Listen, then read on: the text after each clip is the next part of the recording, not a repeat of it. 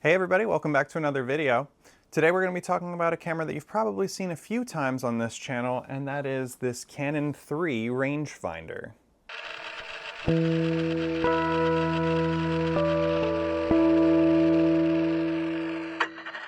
But I want to take a second to say again, thank you guys for tuning in, and we're basically up to 150 subscribers on this channel now, which is awesome. So I'm super appreciative, and I just want to say thank you again, because it was just a couple days ago that it was 100. So this is really moving a lot faster than I expected, and I'm really grateful for that. So let's get into the video.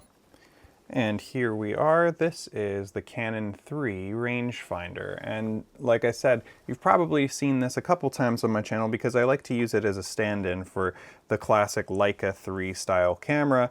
And with good reason, because this is indeed like a Leica 3 in pretty well every regard. It is absolutely I would say from a distance, you really can't even tell the difference between this and a Leica 3. Even down to the lens. It really looks the part. I think what's really interesting about this camera is that Canon really got started and got its start making cameras by copying Leica cameras. And so it's interesting that, right now I'm filming this on a Canon 5D4, but this camera here and its predecessors were really the what came before and what got us to where we are now with one of the biggest camera manufacturers in the world, and really who holds probably the most market share. Now this Canon rangefinder is specifically a Canon 3. It is a 1951 model, and so it has specific traits associated with it. I believe there was up to a Canon 4. I don't think there was a Canon 5, but correct me if I'm wrong in the comments here. But for the most part, between the Canon 3 and Canon 4, they were pretty similar. Now let's take a look here at the top deck. We have, as you might expect, our rewind, just sort of our top plate. We have here a shoe mount. We have our shutter speed dial. We have our shutter. We have our wind knob, and then our drive disengage slash rewind lever here. And so one thing I really want to call attention to, though, is on the side here where there is this little lever that says F 1 times and 1.5 times. And this is what I think is perhaps the coolest part of this camera, no holds barred, because this allows you to flip through magnifications where inside of here it flips through different configurations of magnification. That way you're able to see even more critically what you're focusing on. Of course, this also can be used for mounting other lenses, a 50 millimeter, a 100 millimeter, a 135. That is really an excellent way to use this camera because you don't need to use an external viewfinder or anything of the sort. It's really neat. On the front here, as you might expect from your Canon 3 style rangefinder, we have slow speeds. We have our lens here. This is a Canon Serenar 50 millimeter f1.9, which is, an interesting, we're so used to seeing f1.8 anymore. So f1.9 just seems curious, but hey, what can you do? This camera I bought for $40. So I'm pretty happy with that as a purchase. It even came with its box and a case as well, one of the leather cases. This camera, I think, I got at a pretty good price, but the problem was it was having some issues. And I'll put up on screen here, when I took it out for its first roll, an entire roll came back looking like this. And that's because there was a hole in the shutter curtain. And at the time also the slow speeds did not work. And indeed, many of the faster speeds also had their issues. They were unreliable. And so also this lens, once upon a time, had fungus in it, a big, nice fungus splotch right in the middle of it. And so this camera needed some work, and I got it the help that it needed. I took the lens to a place called Authorized Camera Repair. And then I also sent this camera body actually to Oleg from okvintagecamerarepair.com, and he was able to bring this back to life. My understanding is Oleg is able to completely tear these down to the component parts, as with many of the other rangefinder cameras, and completely rebuild it and service it in the process. So I think that's pretty neat. Now, yeah, like I said, this lens itself needed to be helped a little bit here because of how much fungus was inside of it. But overall, it is back and working in good shape. The blades inside of this are of particular interest. They are incredibly circular. You probably can't see it here in this lighting, unfortunately, but the blades inside make for like some really, really smooth bokeh, especially as you stop it down. At f1.9, this lens itself is not terribly well regarded because it's just not the best in terms of resolving image quality, but man, if it doesn't look cool. I can still see some remnant of the fungus spot inside of mine, and you know, it like took maybe a little bit of the coating or damaged some of the glass inside. I'm not terribly worried. I don't think it's really that big of a deal on this, but it looks very nice now, and I think it was worthwhile to bring that back to life. So when we come back here to our Canon camera, let's wind this on and see how it sounds. We have this set to, well, we'll set it back down. Let's set it to 1/100th of a second. And it is just a crisp shutter sound. Oleg did an amazing job with this thing, getting it to be like as good as new here. And like, let's try something faster. Let's try 1/500th of a second. That just snaps right into place. Sounds awesome. So I'm really thrilled with how this camera has come along now. It seems like it's just working wonderfully.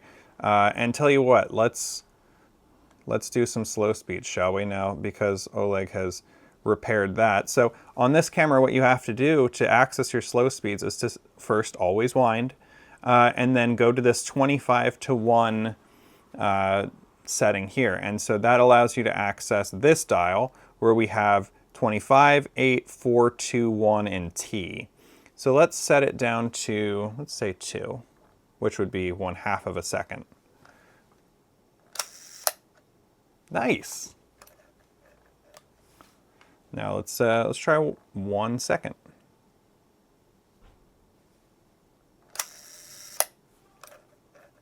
One more. Cool. I think that sounds really nice. Of course, you know, I don't really rely on slow speeds on these old cameras as much because I don't particularly feel the need, like most of the time I'm shooting at a much faster speed.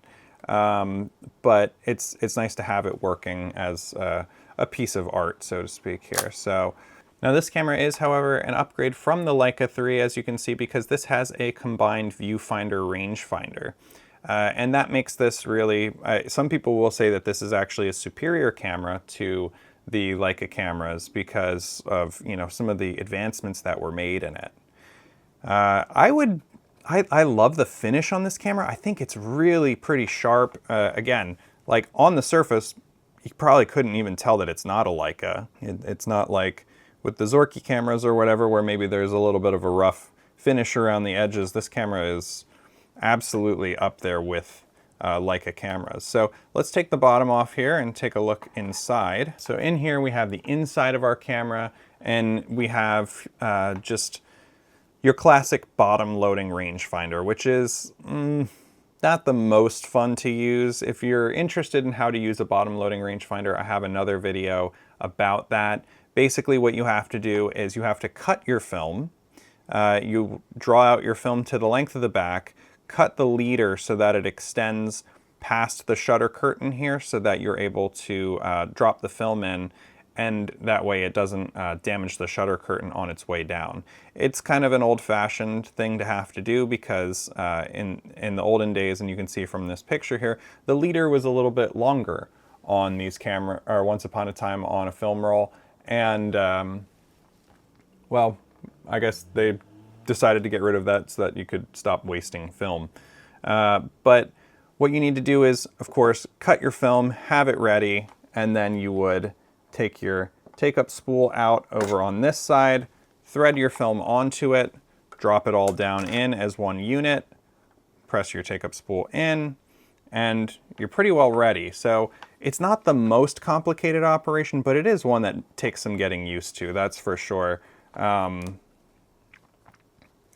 so I have only shot one roll of film since getting this back from Oleg. So I had shown a couple pictures before, but I can show a couple more here just to give you an idea of what this camera is capable of.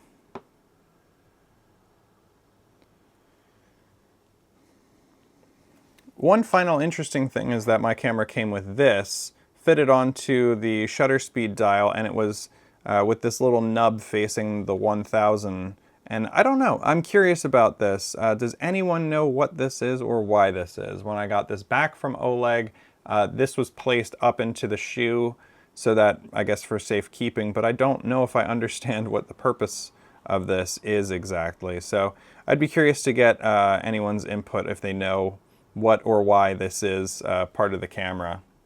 Maybe it was, you know, part of the original packaging or something like that.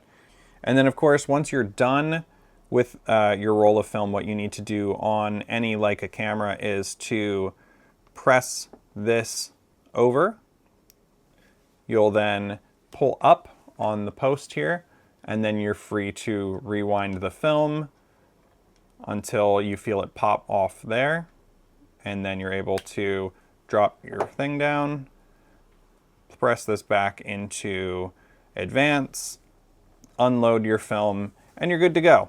So this camera is honestly fairly simple, but it does have a learning curve. And I would say that for any of the just general like Leica style rangefinder cameras, the bottom loading ones in particular. So that would be, of course, your Zorkis, your Feds, but then also these Canons. You'd have Tower and Nikon cameras as well. So there's a couple of you know, similar ones that came out, but I just think it's fascinating to see this camera and see it working the way that it does, because these cameras in 1951 would have been, the reason I probably found this in the US is honestly because of someone who would have been stationed in occupied Japan at the time after World War II. See, the US had stationed soldiers there, and the soldiers had disposable income. And so one of the things that happened in Japan was they made these cameras, and one of their prime targets was to sell them to US service members. And I think that's just a really interesting thing to see and find one of these about, because there is so much history then, I think, that sort of lives on in this camera. Great, well that's all we have for today, guys. I hope you enjoyed this video. If you liked it, please give it a like, and if you're interested in seeing more videos like this, please give it a subscribe. And if you have any questions, of course, leave those down in the comments, but until next time.